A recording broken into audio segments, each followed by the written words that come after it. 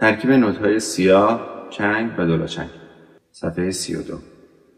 در این دو تمرین که هر دو چهارم هستن، 2 ضرب در هر میزان داریم، هر ضربمون 1 سیاهه. بنابراین 4 تا دولاچنگ رو در 1 پا و 2 تا چنگ رو در 1 پا و 1 سیاه رو در 1 پا اجرا می‌کنیم. دو دو دو دو دو ره ره ره ره ره.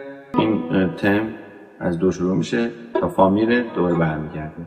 دو دو دو دو دو ره ره ره ره ره. می می می می می فا فا فا فا فا. می می می می می ره ره ره ره ره. دو دو دو دو دو. در تمرین بعدی خط اول یک تم اولیه داریم به شکل دو ره دو ره می می. دو ره دو ره می می. جوابش می فا ره ره. دوباره همون جمله اول دو ره دو ره می می ره می دو. جوابش یه مقدار فرق داره، ره می دو.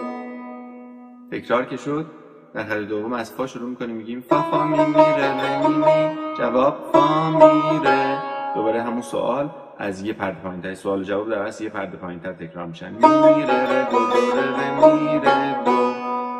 در خط بعدی یک مقدار تغییر نسبت به خط دوم داریم. فا فا می می ره می می. فا می ره. جوابش فرق کرد، یه پله پایین‌تر. می ره دو ره می ره دو.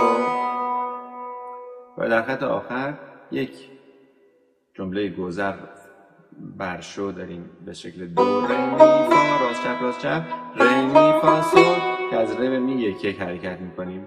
روی ره 1 نوشته، روی می هم 1 نوشته، بنابراین 1 حرکت میکنیم. ره می فا سول، بعد فا می سول. جواب به صورت جمله فروشو به سمت عقب برمیگردیم. سول فا می ره دو. راست چپ می ره دو. و این تکرار میشه. دو ره می می می فا ره ره. دو ره می می ره دو.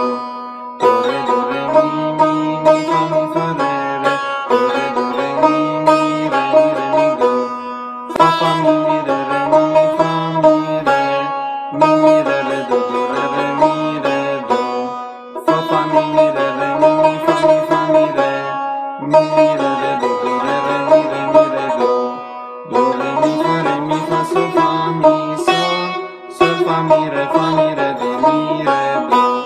دو ره می فا سول فا می سول. سول فا می ره دو می ره دو.